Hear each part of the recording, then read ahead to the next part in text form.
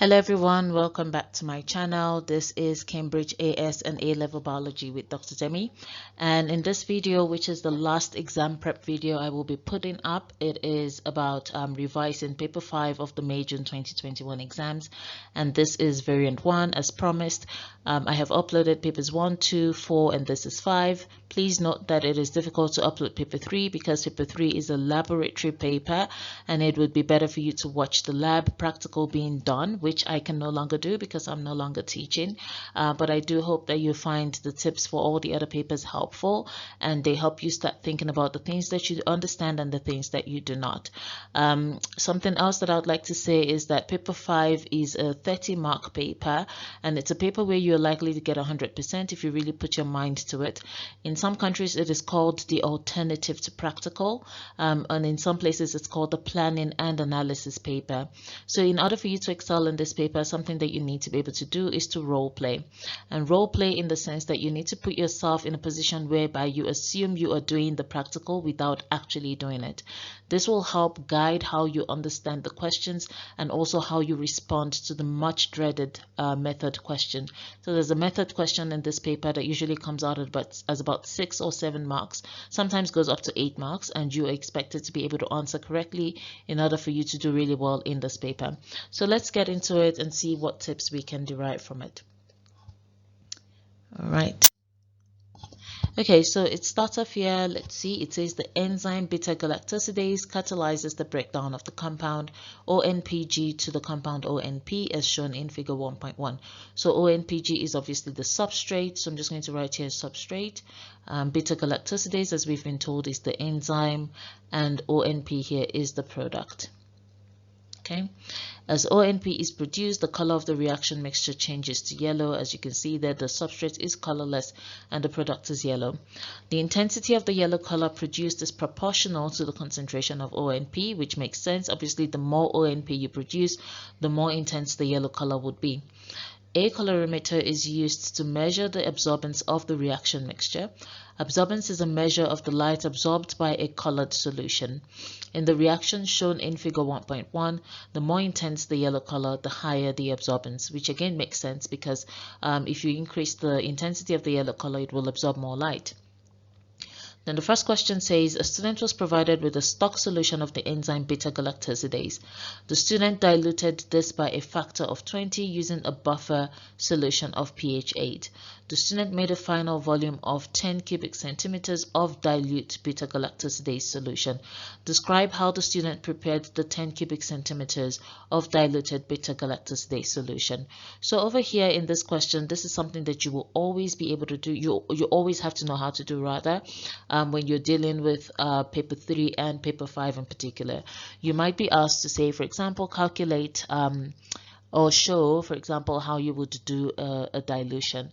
In some cases, if they say show how you do a dilution, some students are able to draw. So you can use like a test tube, for example, to sort of show what you're doing. But in this case, you don't have to do that. You can actually just write it out with words. So I'm just going to erase this over here. So here, in this case, you've been told that you are diluting the stock solution by a factor of 20. Diluting by a factor of 20 simply means that you are taking a 20th, if that makes sense. Like, so you're dividing whatever the stock solution is by 20. And in this case, the best way to figure out what you'd be doing is to say, okay, the student made a final volume of 10 cubic centimeters and diluted the stock solution by a factor of 20. So that means that the stock solution was diluted by 20, so a 20th of that, and a final volume of 10 cubic centimeters was made. And obviously you can already tell here that the answer is going to be 1/2, which is 0.5. This is the calculation that you do in order to get what volume of the stock solution you need to add to the new solution that you're preparing. So for example, in this case, what volume of beta-galactosidase do you need to add in order to make the final volume of 10 cubic centimeters using the buffer solution? So it means that the student would then use 0.5 cubic centimeters of the buffer solution And by the way, if you're really confused about how this works, if you're using the same textbook I'm using, which is I think the Cambridge AS Biology, AS and A-level Biology course book, if you want to see what it looks like, just go and check the very first video that I uploaded. In that textbook, you will see that there are chapters called P1 and P2, and those chapters will give you tips on how to do things like dilution. So please make sure you check those out. So this is how you calculate how much you would need of the stock solution.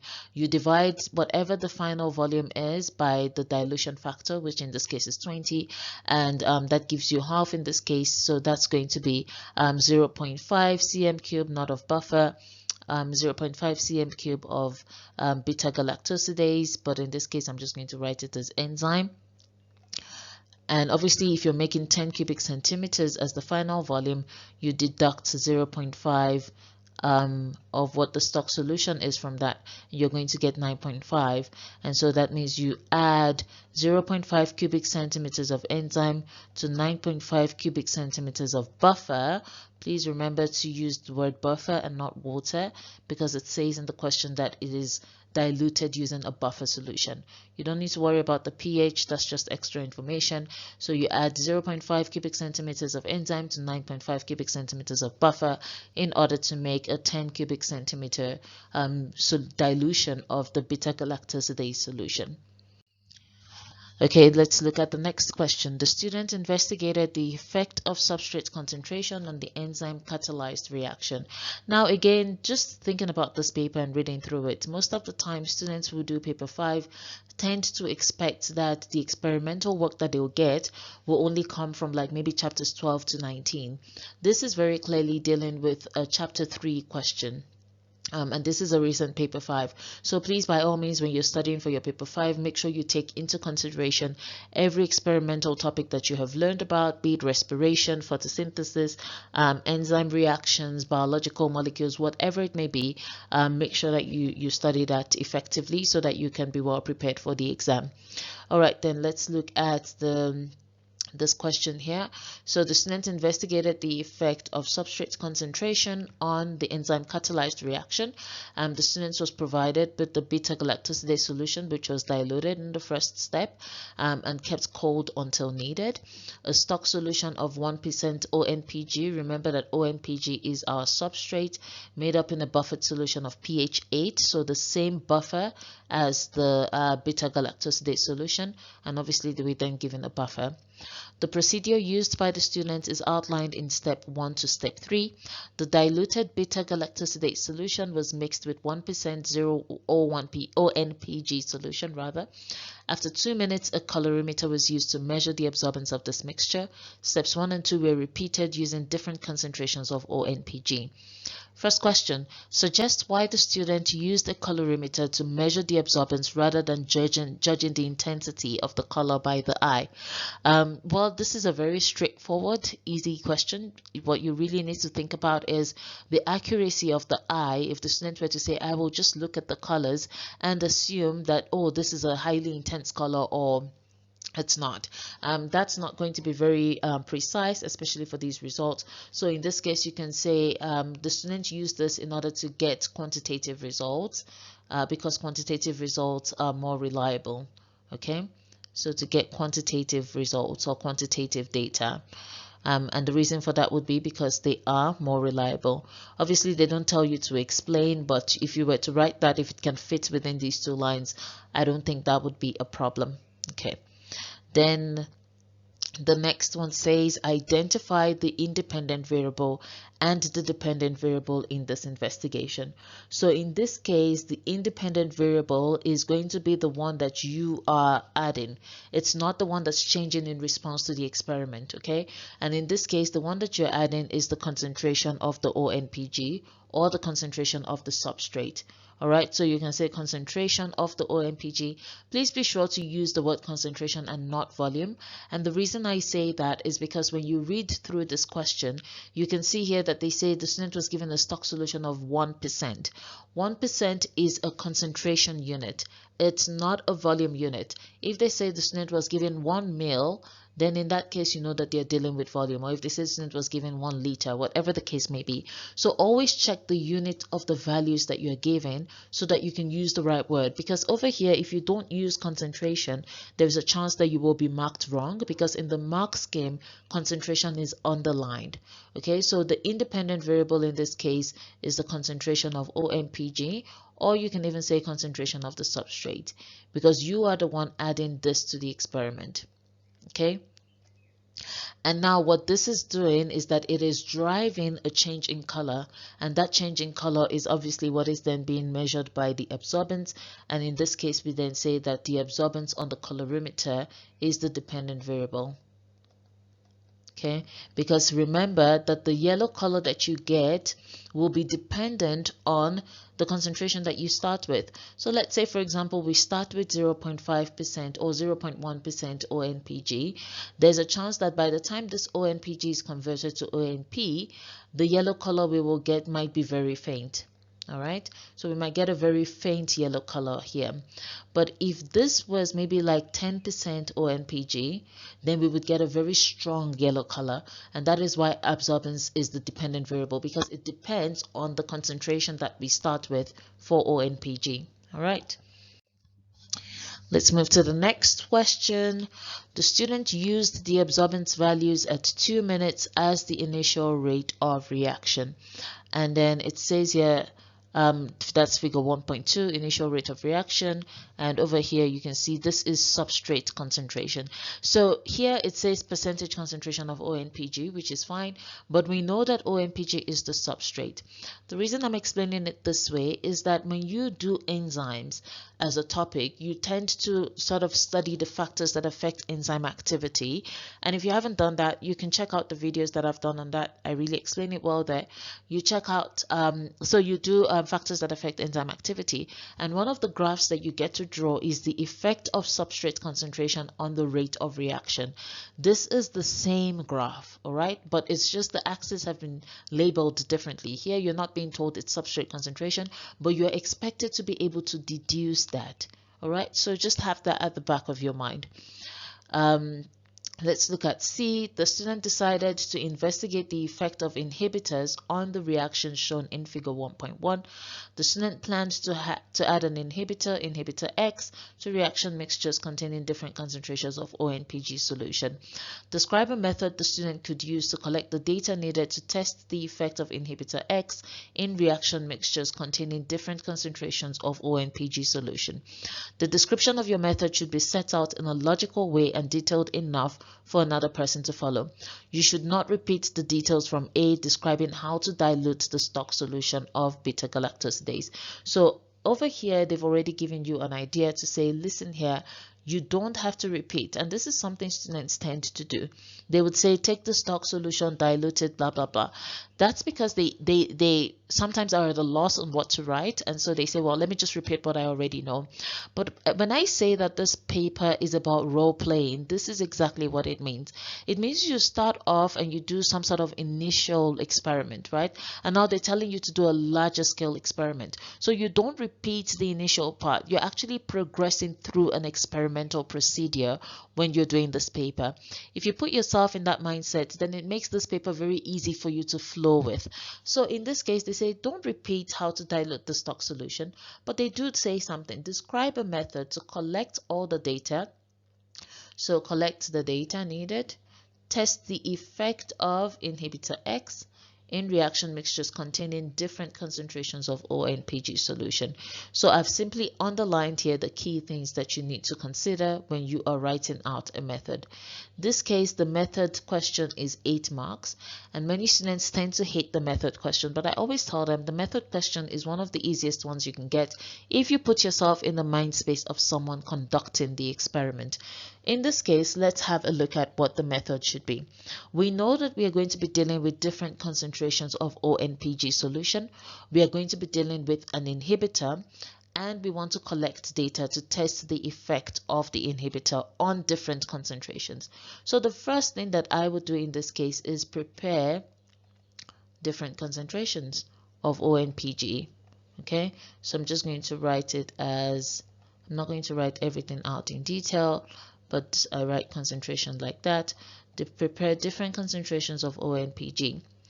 Now that we've prepared different concentrations of O and PG, what do you think the second thing would be that we could do for this experiment? All right. So in this case, again, remember that you only have to write 8 things. You don't have to write 10,000 things. So I tell students to write this way, in a sort of an outline that is easy for the examiner to mark, instead of them trying to write an essay that might confuse them or lead to them repeating things that they don't need to repeat. Then you can look back to what this question said. When the student did this experiment where we got this figure from, they did tell us that the enzyme was kept cold, right? Beta-galactosidase was kept cold until it was ready to use. So you can also say here, ensure enzyme is kept cold. I'm not going to write it in detail. Is kept at cold temperature prior to use.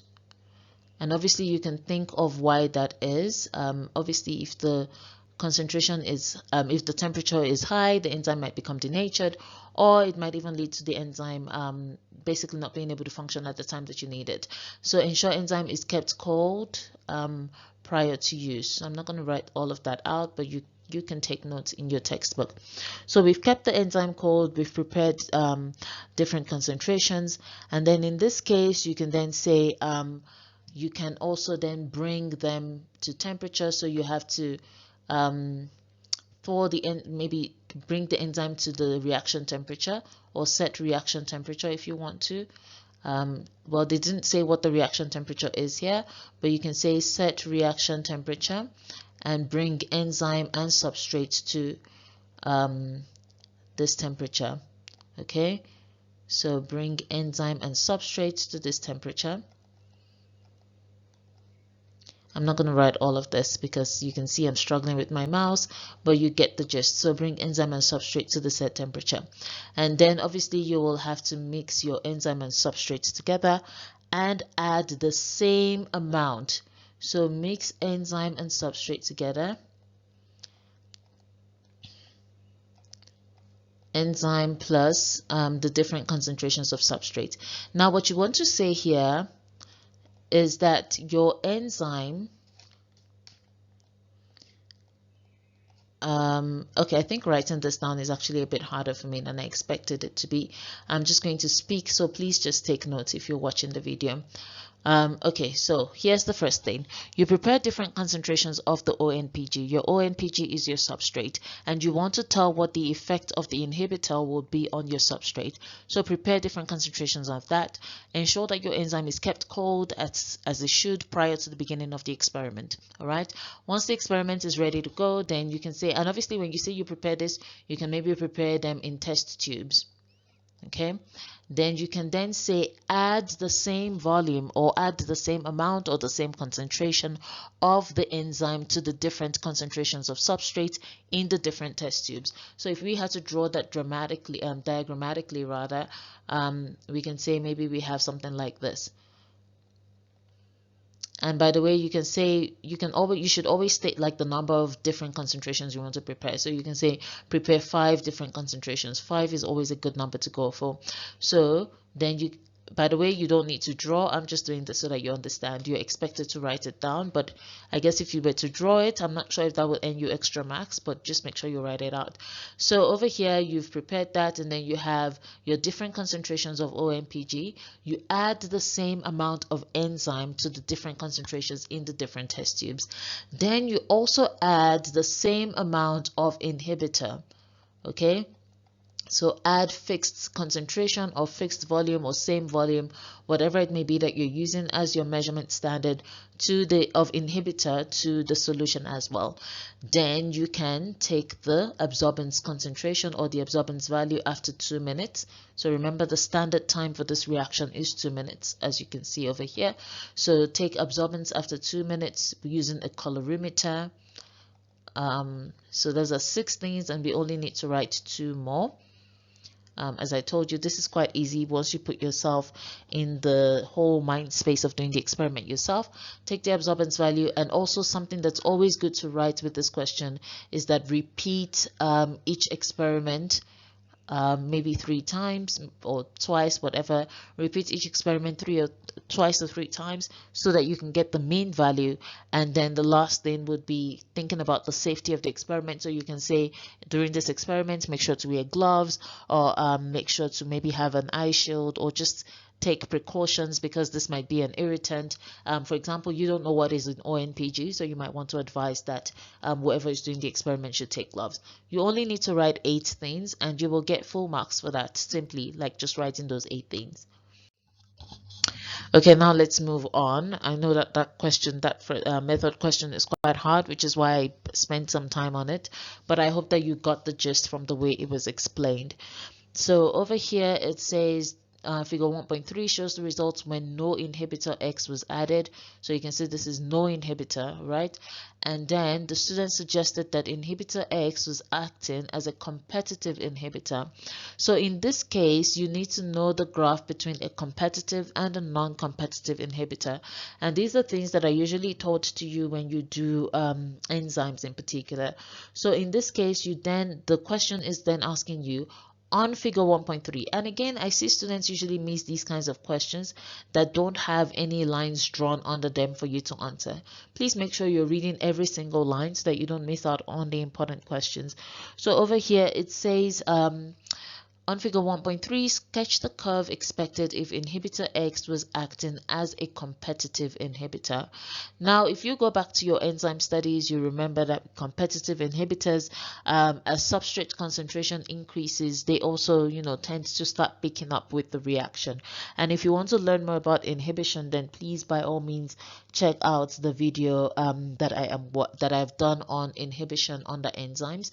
So in this case, the competitive inhibitor would have a slower rate of reaction at the beginning, but eventually, and again, this is where my bad drawing might be a problem, but please make sure you check out the videos on inhibition. Okay, so this graph flattens out. The black one flattens out here on top. It reaches a plateau. Okay, so your non-competitive inhibitor would have to also bend towards that. Let me just give that another try to make it maybe a bit, I think I'll just try to draw it backwards.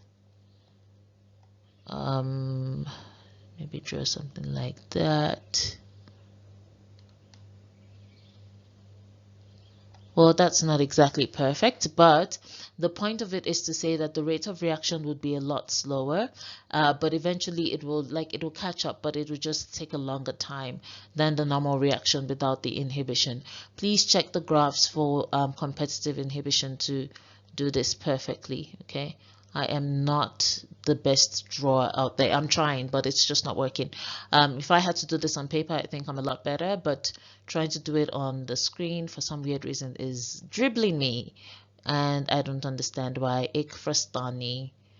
But yeah, it looks something like that. Basically, it eventually goes to the same Vmax. All right, so then it says Vmax is the initial rate of reaction of the enzyme.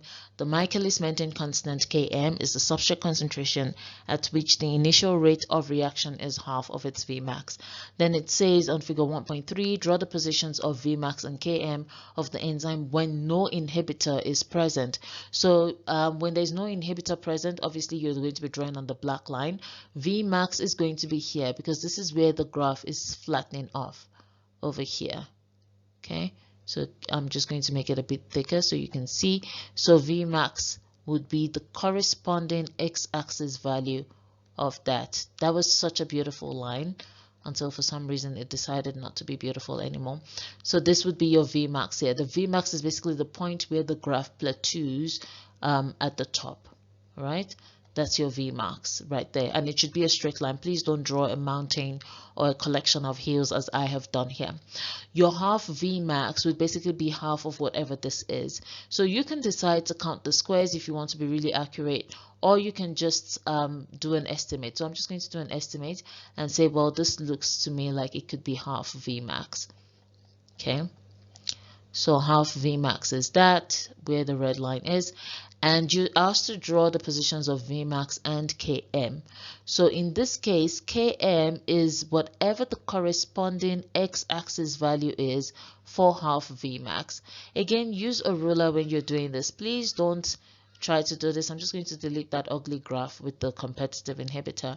Please don't try to do this freehand. It's always advisable to use a ruler so that you're able to stay constant and you're not doing like I am over here.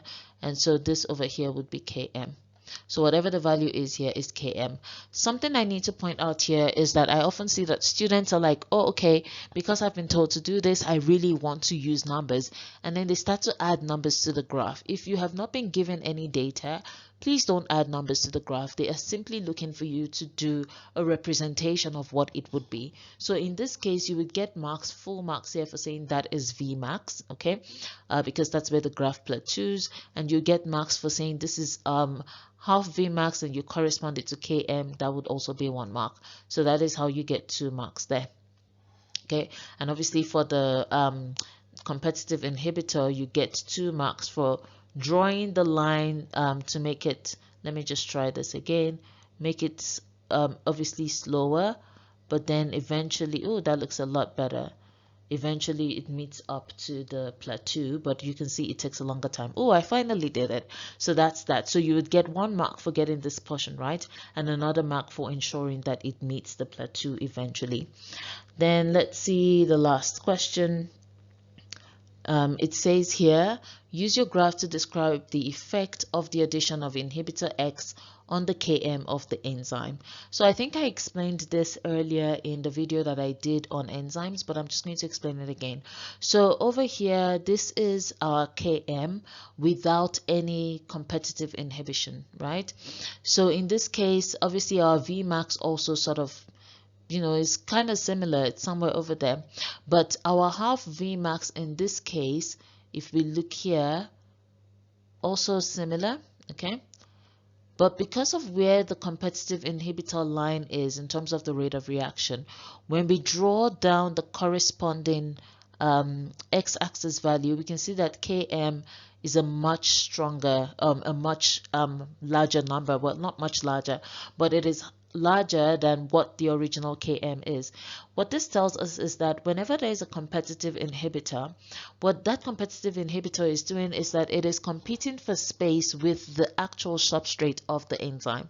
When it's competing for space with the actual substrate of the enzyme, it's going to raise the Km value, because what that means is that it is reducing the affinity of the enzyme for the substrate. So whenever you have a high Km value, okay, you have a low affinity. So high Km is going to be low affinity between the enzyme and the substrate. So in this case, what the competitive inhibitor is doing is that it increases the Km value. You can see Vmax is the same, half Vmax also like corresponding, but when we trace it down to where the Km value should be, with inhibitor X, which is over here, we have a higher Km than we do with the original one without the inhibitor.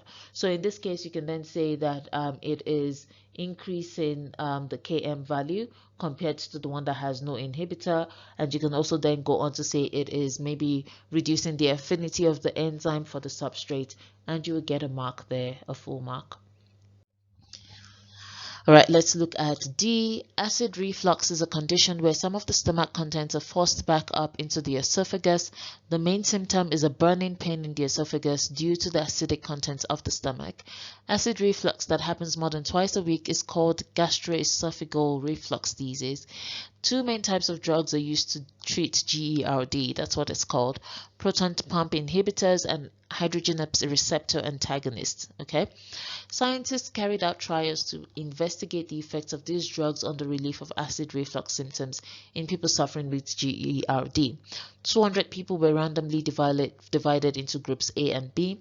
People in group A were given the PPI medication, that's the proton pump inhibitors, and people in group B were given the H2RA medication, which are the hydrogen receptor antagonists. The trial lasted for 16 weeks, and I'm sure hearing the word trials, some of you are not too surprised. This is the era of coronavirus, so you already know that there are vaccine trials that are taking place. In weeks 4, 8, 12, and 16, people were asked to score their symptoms using the scale below. So people could tell if they had no symptoms, if they had minimal, mild, moderate, moderately severe, severe, and very severe symptoms. Okay, so the question continues here. It says mean values for each of the treatments A and B were calculated for 4, 8, 12, and 16. For weeks 4, 8, 12, and 16. And then people with a score of 1 were classified as showing removal of symptoms. People with a score of 2 or 3 were classified as showing an improvement of symptoms. The results of these trials are shown in figure 1.1 and 1.4 and figure 1.5. And over here you can see mean number of people reporting removal of symptoms. So those are people with a score of 1. And it shows you the two different drugs. So these are the protein pump inhibitors, and these are the hydrogen receptor antagonists. So you can just see that this is quite very straightforward. From what we can see already, we can tell that the PPIs had more people reporting removal of symptoms if they were on PPIs than the number of people reporting removal of symptoms on the H2RAs. Then figure 1.5, mean number of people showing an improvement of symptoms, and you can see there again that the PPIs seem to be higher. The mean number of people on PPIs seem to have reported an improvement of symptoms at a higher level than people who are on the H2RAs. Something I have to say with this question is that when students get questions like this, there is a very high tendency to be discouraged because it has a lot of detail, and the question is always, well, why are they telling me all of this? Please, again, make sure you just use your pencil, underline whatever jumps out to you, and then look at the question. And this is the question. I think this is a 2-mark question. The scientists analyzed the data and concluded that PPI should be used to treat acid reflux rather than H2RAs. With reference to the data in figures 1.4 and 1.5, discuss the conclusion that PPI should be used to treat acid reflux. So again, I mean, that's very clear. You can just say, well, I think this was for 2 or 3 marks. I can't really remember, but let's assume it's for 2 marks. In this case, you simply have to just say the mean number of people reporting removal of symptoms were higher with PPIs than they were with H2RAs for all the weeks. So again, you have to make sure that you're referring to all the weeks. At week 4, week 8, week 12, and week 16, they were higher, and the same trend can be seen with the people reporting an improvement of symptoms. So the mean number of people reporting an improvement of symptoms were also higher with people who used PPIs compared to people who used H2RAs. And you can then also say that as the weeks progressed, there was an increase in the mean number of people reporting removal of symptoms and improvement of symptoms on the PPIs, but they were higher obviously than the H2RAs. The H2RAs also have an increasing trend, but the PPI guys were a lot higher. And if you write those 3 points, you will certainly get 3 full marks. All right, so that's question 1 done. And again, just like I said earlier, that this paper is a 2-question paper. And you have 2 questions, and it's for 30 marks. So the first question was 21 marks, which means that the second one is going to be 9 marks. So 21 marks, again, that just shows that you have to do really well. Students tend to do a lot better in question 2 than they do in question 1, because when they come to question 1 and they have to answer the method question, students struggle a lot. So please don't be afraid of the method question. Again, just put yourself in the mind space of someone who's doing the experiment, even though you're not actually doing it, and think through how you would progress through the experiment, and that should help you through. All right, let's look at question 2 here. Inheritance of flower color and flower position in pea plants are controlled by 2 genes. Gene P, big P, small p, controls flower color. Allele big P is for purple flowers and is dominant to the allele small p for white flowers. So alleles, again, when you're doing chapter 16, this you might already know is one of my favorite chapters. I absolutely love dealing with inherited change as a chapter. So students tend to dislike me for that, but I can tell you inherited change is one of the very fun chapters as long as you understand the rules that guide all the different types of crosses that you have to do. And then in this case, we're dealing with 2 genes, so it's most likely that we're going to be dealing with what is called a dihybrid cross. Okay, so dihybrid. So gene A, so that's big A, small a, controls flower position. Allele A for flowers growing from the inside of the shoot, that's the axial position, is dominant to allele small a for flowers growing at the end of the shoot, which is the terminal position. So again, another rule with inheritance change is to always remember that whatever the capital letter is for the allele, the capital letter is showing dominance and the small letter is showing recessiveness. Okay, so always have that in mind. So now let's look at what the question is asking. It says a biologist predicted that if the genes are on different chromosomes, the ratio of the phenotypes of the F2 generation would be 9:3 to 3:1. In this case, whenever you see this, if this ratio is given to you in a question, ratio 9:3 to 3:1, then it is a very good indicator that this is a dihybrid cross. But even beyond that, it is also telling you that the genes are on different chromosomes. When the genes are on different chromosomes but they are inherited together, that is a dihybrid cross. All right, so that just shows you that they're on two different genes, on two different chromosomes rather, but they tend to move together. So it's different from an autosomal linkage. Please watch the videos on inherited change. I don't want to go into all of that detail here so I don't take you on a tangent, but I have explained them in my previous videos on chapter 16, so please check those out. The biologist carried out a breeding experiment. Plant homozygous for white flowers and axial position were crossed with plants homozygous for purple flowers and axial position. All the F1 plants had purple axial flowers. The F1 plants were crossed with each other, and the results for the F2 generation are shown. And it goes on to show us what the F2 phenotype is. So we have purple axial, purple terminal, white axial, white terminal flowers, and then we have the total. All right, so now let's see.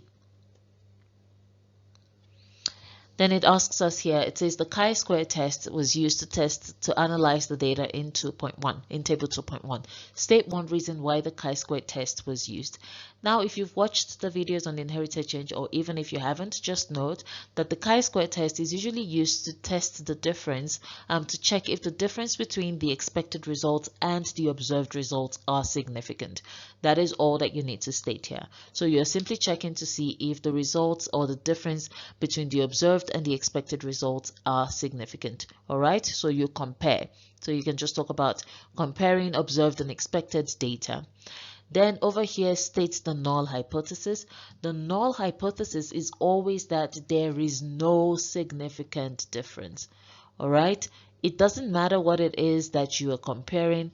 Always remember that your null hypothesis is there is no significant difference. Okay, so no significant difference.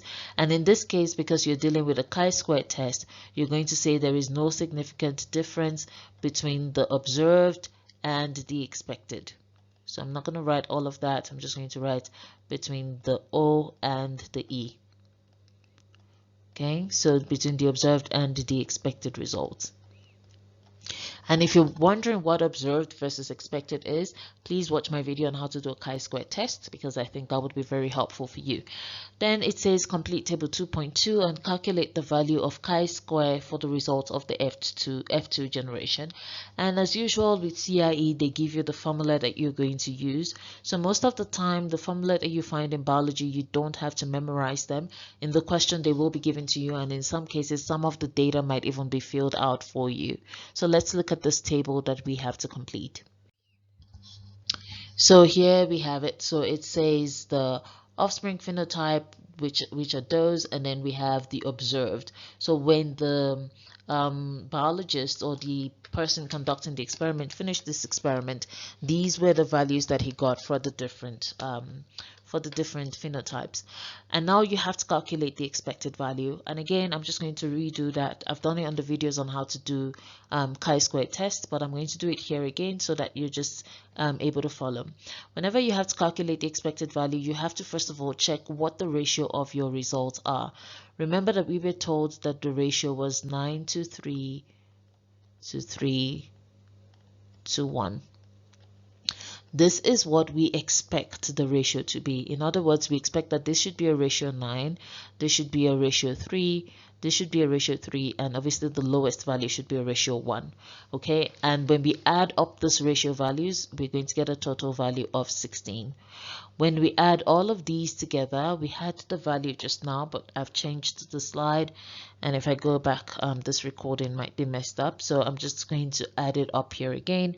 It's 1756 plus 653 plus 702 plus 234, and the value here, the total here is 3,345. So our population total is 3,345. Our expected ratio total is 16.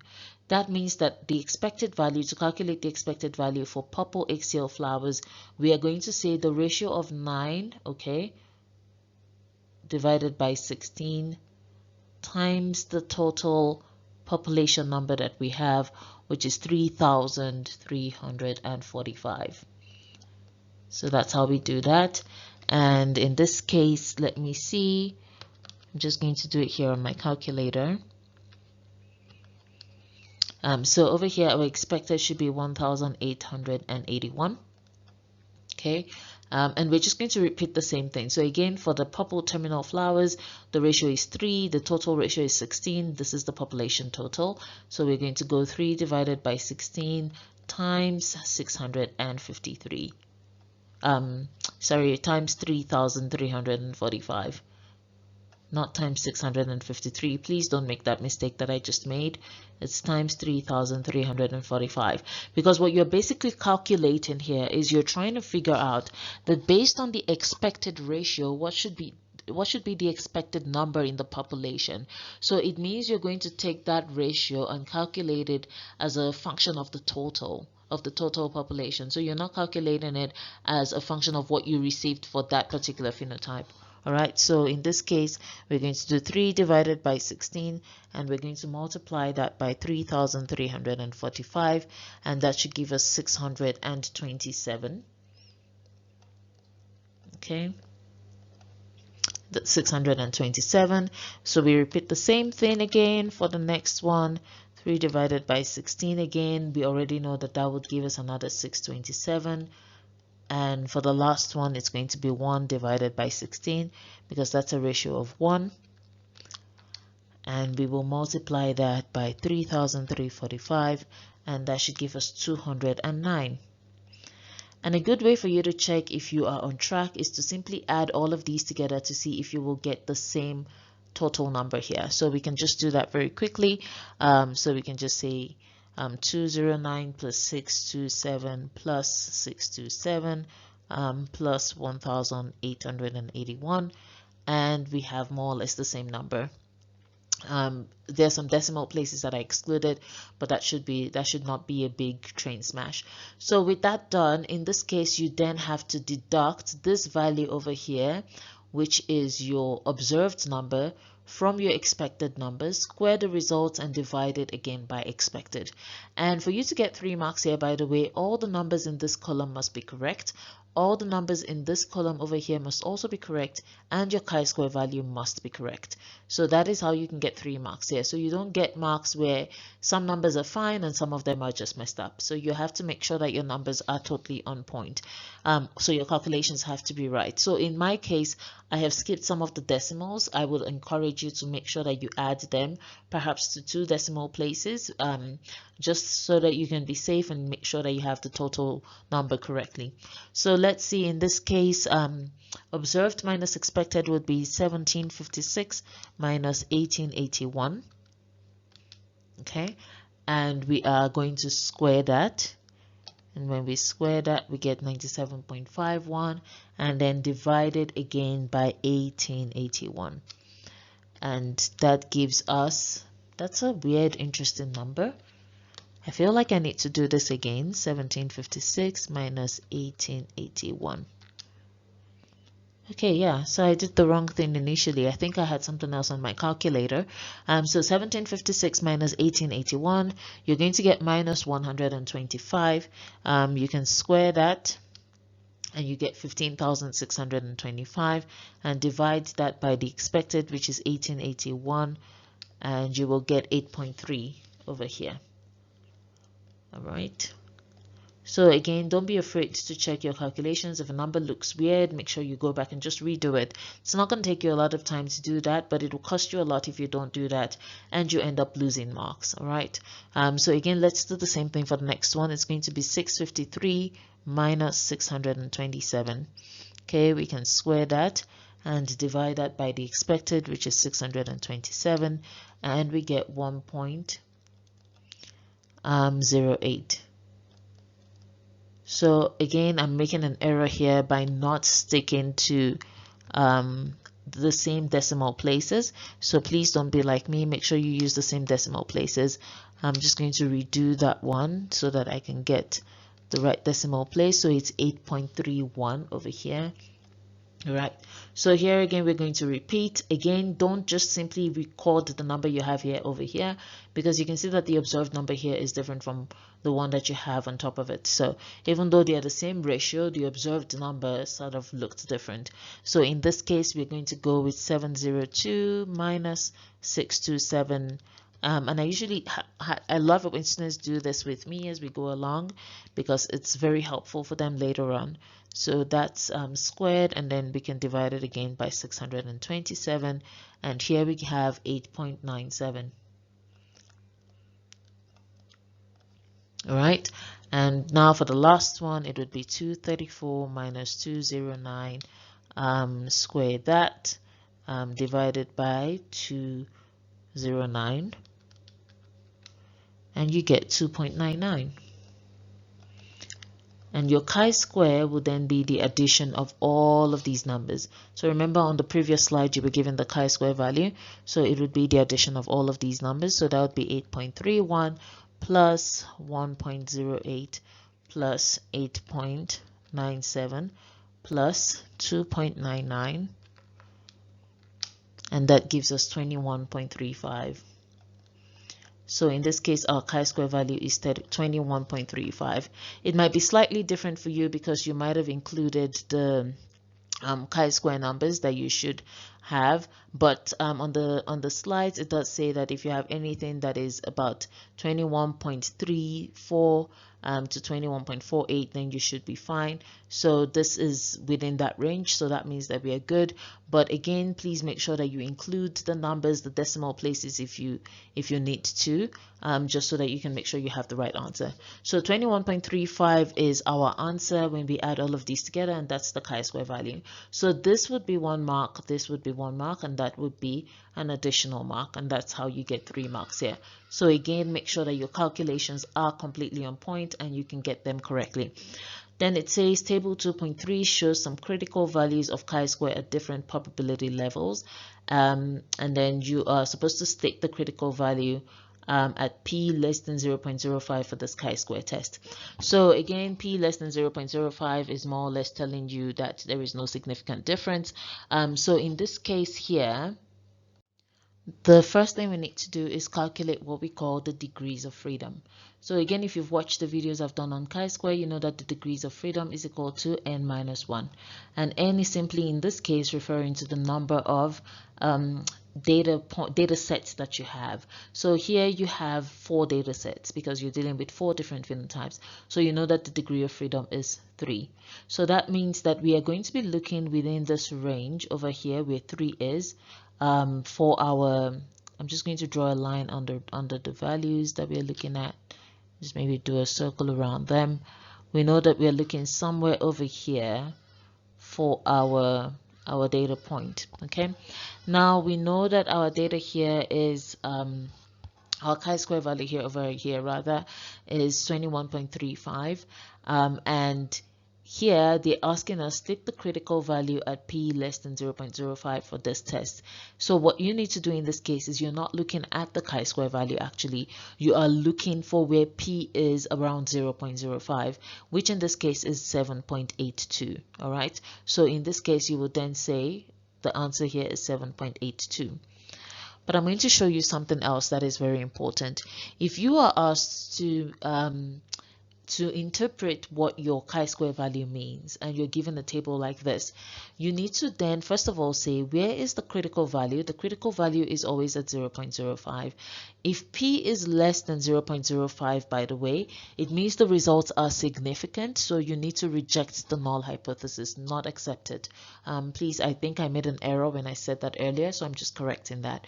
You reject the null hypothesis. So over here now, we know that 7.82 is our critical point, right? And we know that if p is less than 0.05, the difference between observed and expected is significant. So p less than 0.05 simply means significant. All right, so whatever it is that you're testing, but the data you're getting is significant. So in this case, is there a significant difference between observed and expected? P 0.05 at a degree of freedom of 3 is 7.82. If we look to the left of 7.82, we can see that the p value is increasing, sorry. So over here p is 0.1, but the chi-square value is decreasing. This is 6.25. Our chi-square value is 21.35, and if you look to the right, you can see that 21.35 is more likely to be to the right here. Now, if 21.35 is somewhere here, this value, the trend we can see here, is that p is less than 0.05. Can you see? This is 0.01, 0.001. So p is less than 0.05 to the right of the critical value. That means that our p value at 21.35 must be less, right, than 7.8, than whatever is happening here. Because this is 7.82. That's the chi-square value for p is equal to 0.05. But in this case, our chi-square value is about 21.35. So it's possible that by the time we get to our chi-square value, maybe our p value is 0.00, maybe 0.1. All right, and this is certainly less because we are moving towards the right and p values are decreasing. So this is less than 0.05. What that tells us obviously is that there is a significant difference between what we've observed in this chi-square test and what we expected. So now let's look at the last question actually asks us to do that. It says use your calculated value of chi-square to explain whether the null hypothesis should be accepted or rejected. So just like I showed you on the previous slide, p is less than, all right, 0.05 at chi-square value of, please don't write at like this in the exam, write it out, at chi-square value of 21.35. And that means that because p is less than 0.05, the difference is significant. If the difference is significant, we need to reject the null hypothesis. Because remember, what the null hypothesis says is there is no significant difference. So in this case, we are finding there is a significant difference, so we have to reject null hypothesis. All right. I love statistics a lot, so I'm sure for some of you, you're like, oh my God, what is this? I need to watch it again. Please, by all means, watch it again. Also watch the other videos that I did on it, on how to calculate chi-square so that you can get a better idea of how I walk through this. But I hope that for most of you, it is clear. So now for the very last question on this paper, it says, suggest a conclusion a biologist could make about the inheritance of the genes controlling flower color and flower position in pea plants. So in this case, well, it's just a matter of saying, well, in this case, we can say that the biologist could maybe speak about the fact that based on what we've seen, because there is a significant difference between what we observed and what we expected was a dihybrid cross. So if you're very confused about that, again, just check out the videos on the inherited chain. We expected a dihybrid cross where we would have an assortment of 9:3 to 3:1. That's the ratio that you typically get. But in this case, what we've gotten is a ratio that doesn't really fit into that. And what that suggests is that this is not a dihybrid cross. It suggests that the two genes might be autosomally linked. So this is an autosomal linkage. That's one thing that a biologist could come up with. Something else that you could say is that if it's an autosomal linkage, it means that the genes are not on different chromosomes. They are on the same chromosome. And that's also something that would that would basically give you marks. So in this case, based on what I have seen, I believe that you would be able to get 2 marks here if you're able to explain it out this way and by stating one conclusion. So it says suggest a conclusion, you would get 1 mark, and that would give you the full 3 marks for this question. So yeah, that's it. That's how paper 5 typically plays out. I hope you've watched it to the end, and I hope that you found it helpful for the October-November prep group. This is my last exam prep video for you guys. I hope that you're studying. There are sections that I did not upload that I expect you to sort of study on your own. Things like threats to biodiversity, maybe understanding how genetic technology is linked to medicine. That's also something that I think you can catch up with on your own. These are very straightforward, easy to think through chapters, especially if you've solidified your foundational understanding of biology. I wish you guys good luck. I am going to be studying a lot myself because I'm going into a student phase again. I'm not going to be a teacher for some time.